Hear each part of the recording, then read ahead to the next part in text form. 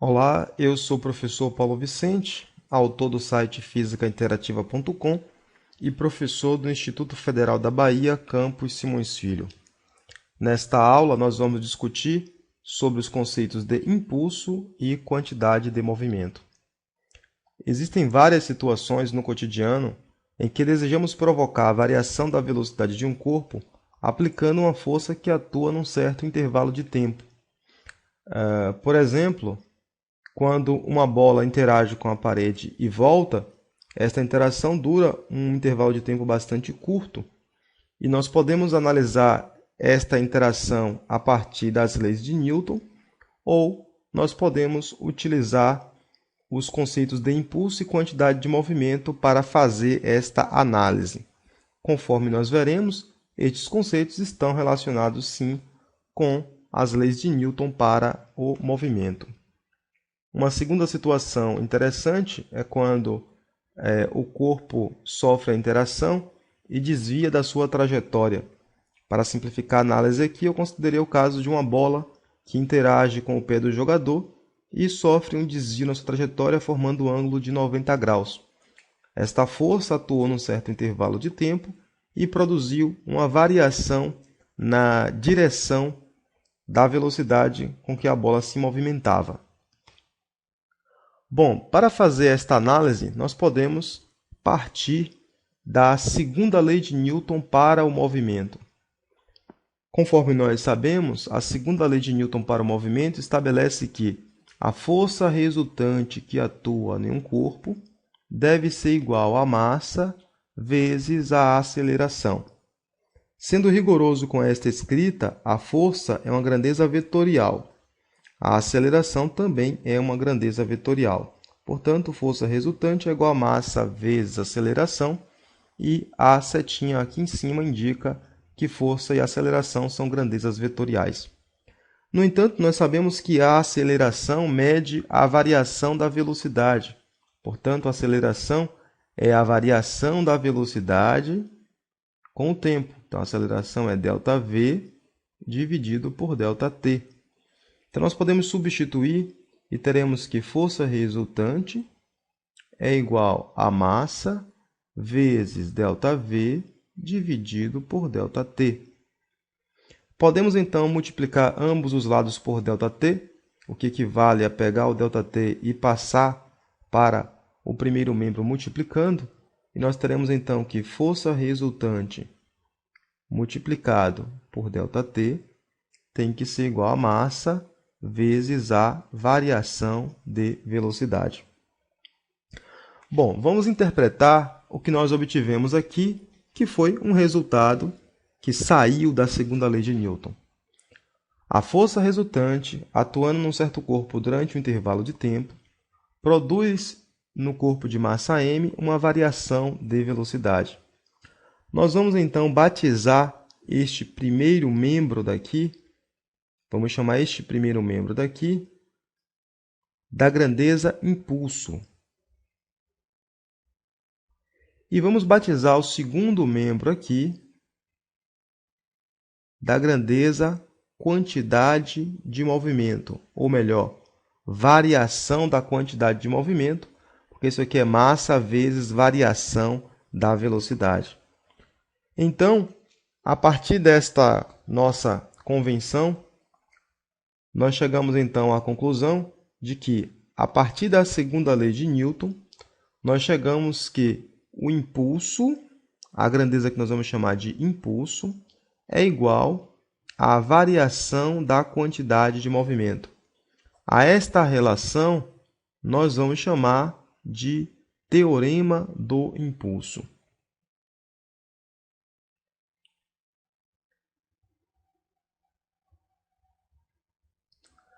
Nos próximos slides, nós vamos então detalhar melhor quem vem a ser a grandeza impulso e quem vem a ser a grandeza quantidade de movimento ou variação da quantidade de movimento.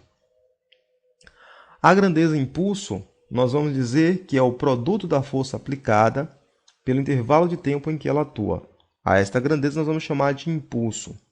E vamos representar esta grandeza como sendo impulso é igual a força vezes ΔT. em que F é a força medida em newtons, ΔT, o intervalo de tempo medido em segundos, e I é o impulso medido em newton vezes segundos. Observe que o impulso é uma grandeza vetorial. E como toda grandeza vetorial, tem que ter módulo. Módulo é calculado pela multiplicação do módulo da força pelo tempo. Observe que aqui, como eu estou determinando o módulo, eu não escrevo mais a notação vetorial. A direção deste vetor é a mesma do vetor F. A direção do vetor impulso é a mesma da força. O sentido é o mesmo da força e, por ser uma grandeza vetorial, tem que ter unidade de medida, que é medida em newton vezes segundo. Força é medida em newton, tempo é medido em segundos, logo a unidade de medida tem que ser newtons vezes segundo. Vamos caracterizar agora a grandeza quantidade de movimento. E a grandeza quantidade de movimento nós vamos dizer que é o produto da massa pela velocidade. Massa vezes velocidade é a grandeza quantidade de movimento. Então, m é a massa medida no sistema internacional em quilogramas. V é a velocidade no sistema internacional medido em metros por segundo. E Q é a grandeza quantidade de movimento. Como quantidade de movimento é massa vezes velocidade, massa é medida em quilogramas, velocidade em metros por segundo, logo quantidade de movimento é medido em quilogramas vezes metros por segundo. Da mesma maneira que o impulso, a quantidade de movimento é um vetor. E todo vetor tem que ter módulo, direção e sentido. O módulo é calculado multiplicando a massa vezes a velocidade. A direção do vetor quantidade de movimento é a mesma direção da velocidade. O sentido é o mesmo da velocidade. E a unidade de medida é quilogramas vezes metros por segundo. Aqui cabe um parêntese. No slide anterior, eu disse para vocês que o impulso é igual à variação da quantidade de movimento e disse que isso aqui era o teorema do impulso. Agora eu estou dizendo para você que o impulso é medido em newtons vezes segundo, enquanto que a quantidade de movimento é medida em quilogramas vezes metros por segundo. Se o impulso é igual à variação da quantidade de movimento, como grandezas vetoriais, logo as unidades de medidas também devem ser iguais, e aparentemente elas são diferentes. No entanto, é possível mostrar que estas duas unidades de medidas elas representam as mesmas grandezas, elas estão apenas escritas num formato diferente. Basta você lembrar que newtons é força. Força é massa vezes aceleração. Nós podemos escrever, então, newtons como sendo quilogramas, massa, vezes aceleração. Aceleração é metros por segundo elevado ao quadrado. Então, newtons é quilogramas vezes metro por segundo elevado ao quadrado. Isso depois eu vou multiplicar por segundo. Ao fazer esta multiplicação, então, temos ao quadrado aqui e aqui segundo. Isto, então, tem que ser igual a quilogramas vezes metros por segundo. Logo, escrever newtons vezes segundos ou quilogramas vezes metros por segundo é a mesma coisa. No entanto, por convenção, toda vez que eu escrever impulso, eu vou escrever newtons vezes segundo. Toda vez que eu for escrever quantidade de movimento, eu vou escrever quilogramas vezes metros por segundo. No entanto, lembre-se que as duas grandezas são completamente compatíveis.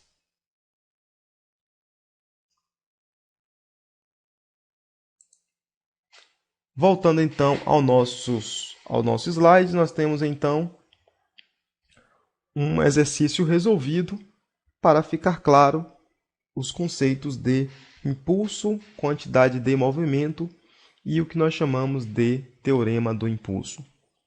A questão diz que numa partida de futebol, a bola se desloca horizontalmente, atinge o pé do zagueiro com velocidade de 15 metros por segundo. Ele dá um balão, aplicando um impulso na bola que faz ela, imediatamente após o chute, subir verticalmente com velocidade de 20 metros por segundo. A massa da bola é 0,40 kg.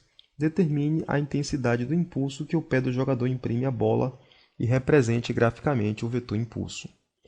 Então, a bola vem com a velocidade de 15 metros por segundo, atinge o pé do jogador e sobe com a velocidade de 20 metros por segundo. A primeira coisa a fazer para solucionar este problema é você fazer um esquema simplificado. Você não precisa desenhar a bola, mas você deve desenhar os vetores representando as quantidades de movimento. Então, nós temos a quantidade de movimento da bola 1, quantidade de movimento inicial, que é apontando para a esquerda. Depois, a quantidade de movimento vai subir, né? A velocidade vai subir verticalmente, então a quantidade de movimento 2 vai apontar para cima. Então, representamos aqui as quantidades de movimento. A segunda coisa a fazer é lembrar que o impulso é igual à variação da quantidade de movimento, que é o nosso teorema do impulso. E toda vez que temos variação em física, significa quantidade de movimento final menos quantidade de movimento inicial. Então, é a grandeza final menos a grandeza inicial. Então, ΔQ vai ser Q2 menos Q1. Nós temos, então, aqui uma subtração de vetores. Observe, então, por que é importante escrever a notação vetorial. Isso é uma subtração de vetores, isto não é uma subtração de números, é uma subtração de escalares. Por ser uma subtração de vetores, na hora de fazer Q2 menos Q1, temos que lembrar que estamos subtraindo dois vetores. E pela regra de adição de vetores, fazer Q2 menos Q1 requer que você vai manter a direção e o sentido do vetor que tem um sinal positivo e vai inverter o sentido do vetor que tem um sinal negativo. Sendo assim,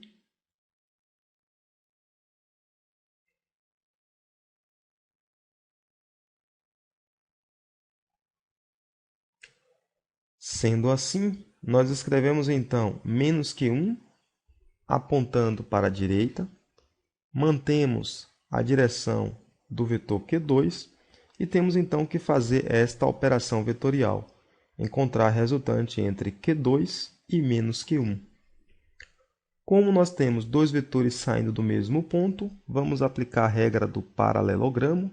Traçamos então uma reta tracejada paralela a Q2, uma reta tracejada paralela a Q1, e o vetor resultante então sai do ponto comum até o ponto de interseção das retas tracejadas. Este aqui então é o vetor Q2 menos Q1, portanto, é o vetor que representa o impulso. Encontramos então a direção e o sentido do vetor impulso. Precisamos agora, para finalizar, encontrar o módulo. Então, vamos prosseguir. Vamos calcular o módulo de Q1 e o módulo de Q2. Conforme nós vimos, quantidade de movimento é calculado como sendo o produto da massa pela velocidade. Logo, a quantidade de movimento 1 vai ser a massa vezes a velocidade 1, que vai ser igual. A massa da bola é igual a 0,40 kg e a velocidade 1 da bola é igual a 15 metros por segundo. Logo, isso aqui vai ser igual a 0,40 vezes 15. 0,40 vezes 15 vai dar igual a 6 kg vezes metros por segundo. A quantidade de movimento 2 vai ser igual a massa vezes a velocidade 2. A massa é igual a 0,40 vezes a velocidade 2, que é igual a 20. 0,40 vezes 20 vai ser igual a 8 kg vezes metros por segundo. Agora que nós já sabemos quanto é o módulo de Q1 e o módulo de Q2, então sabemos quanto é o módulo deste vetor e quem é o módulo deste vetor. E queremos saber quem é I, que é o vetor resultante. Observe então que o vetor I é a hipotenusa de um triângulo retângulo. E a hipotenusa de um triângulo retângulo pode ser calculada através do teorema de Pitágoras. Então, vamos calcular o vetor resultante, que é a hipotenusa de um triângulo retângulo. Logo, a hipotenusa elevada ao quadrado, que é o módulo de I elevado ao quadrado, tem que ser igual a 6 elevado ao quadrado mais 8 elevado ao quadrado. 6 ao quadrado é 36, 8 ao quadrado é 64, 64 mais 36 é igual a 100. Sendo assim, o impulso tem que ser igual à raiz de 100, o impulso tem que ser igual a 10. Rigorosamente, escreveríamos 10 quilogramas vezes metros por segundo, já que 6 e 8 representa a grandeza quantidade de movimento. No entanto, como aqui trata-se da grandeza impulso, lembremos que escrever quilogramas vezes metros por segundo equivale a escrever newtons vezes segundo. Portanto, podemos escrever que o impulso é igual a 10 newtons vezes segundo. Sendo assim, nós encontramos a direção e o sentido do vetor impulso pelo método gráfico. E encontramos o módulo, o valor numérico do impulso e a sua unidade de medida fazendo a conta. Chegamos então ao final da resolução deste exercício. Recomendo que volte caso não tenha ficado claro alguma das passagens. E, se você não lembra sobre adição de vetores, adição e subtração de vetores, recomendo que assista a minha aula sobre vetores. Vamos então dar prosseguimento e agora nós vamos falar sobre a determinação gráfica do impulso. A expressão impulso igual a força aplicada a um certo intervalo de tempo, ela é utilizada quando a força é constante. Quando a força for variável, nós vamos calcular o impulso através do método gráfico. Então, para uma força constante, se nós representarmos o gráfico força em função do tempo, o nosso gráfico será uma reta constante em relação ao eixo do tempo. Se nós quisermos saber quem é a área desta parte que está aqui achurada, a área disso vai ser base multiplicado pela altura, que é a área de um retângulo. A base multiplicada pela altura pode ser escrita como sendo a força multiplicada pelo tempo. E força multiplicado pelo tempo é o impulso. Então, a área desta figura é força vezes ΔT, e força vezes ΔT é o impulso. Então, nós concluímos que a área desta figura é igual ao impulso sofrido pelo corpo. No caso de uma força variável, então a força variando de qualquer maneira, nós também podemos determinar o impulso, mas não vamos usar a expressão F vezes ΔT, porque F não é constante, F está variando. Então, basta que você calcule a área da figura formada e você também estará calculando o valor numérico do impulso.